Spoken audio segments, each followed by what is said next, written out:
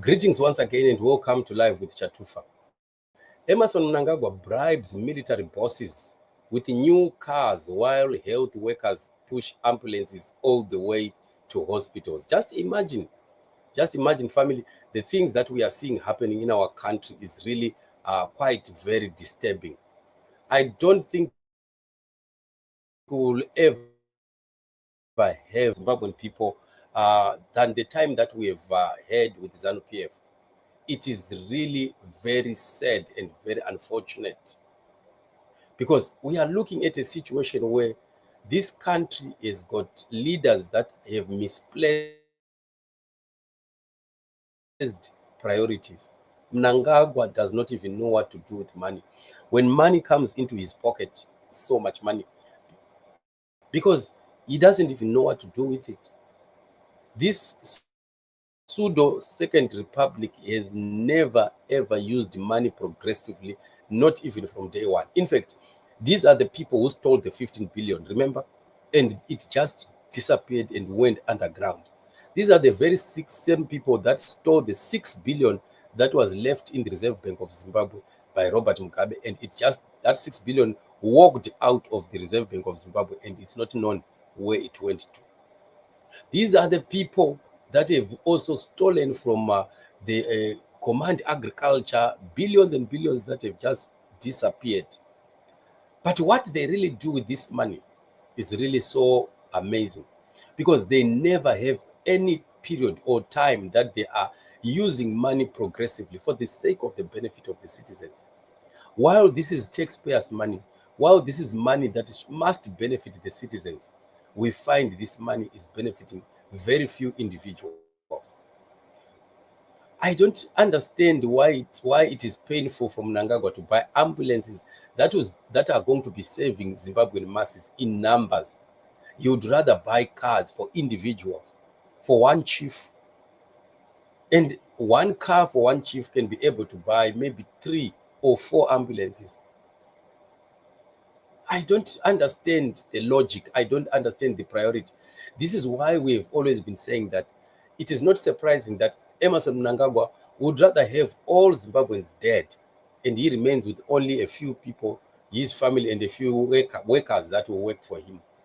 I don't think he really cares even a little bit.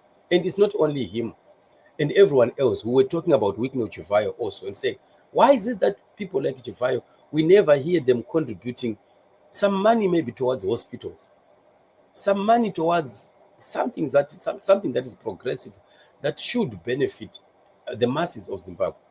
It is all focused on individuals, and we don't know why. And this is sick. This is sick really for people that are forcing themselves into power, people that are rigging elections, killing Zimbabwean people to get into those political offices. But once they are in those political offices, they don't want to do their work. They don't want to deliver. And it really remains a puzzling in Mashingo. It's really sick. And I'm telling you, if Mnangagwa still had a little bit of shame left in him, he was supposed to be doing things in a different way. Just imagine this video. Mashingo, this is a Mashingo City Council ambulance being pushed on its way to Mashingo Provincial Hospital while carrying a patient. A stark reminder of Zimbabwe's collapsing health sector. Yesterday, Emmerson Mnangagwa gifted luxury vehicles to uniformed forces instead of funding hospitals. This is just misplaced priorities. It's sheer satanism. Indeed, it is satanism. I do agree with Honorable Mugari here.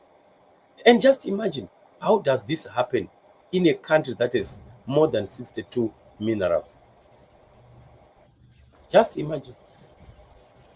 And imagine there's a patient there, maybe who has been bitten by a snake, or a woman who wants to give birth, or somebody who wants to be put quickly on oxygen. And then this is the scenario. Really,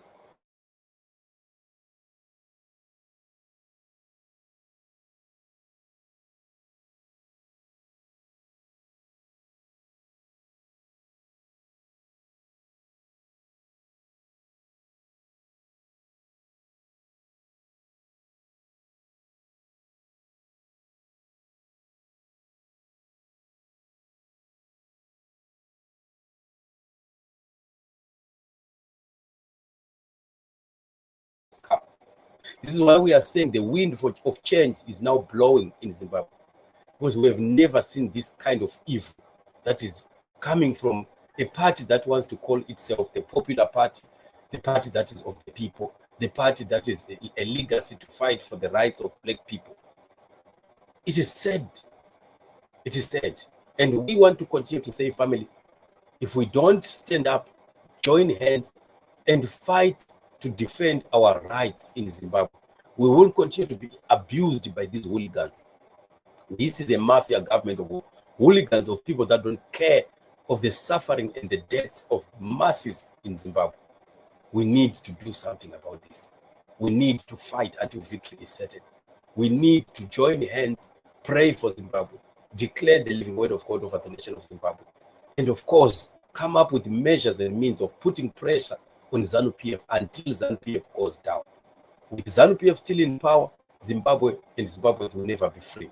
We will never have a life that is meaningful in Zimbabwe as long as Emmerson Mnangagwa or ZANU-PF are still in power.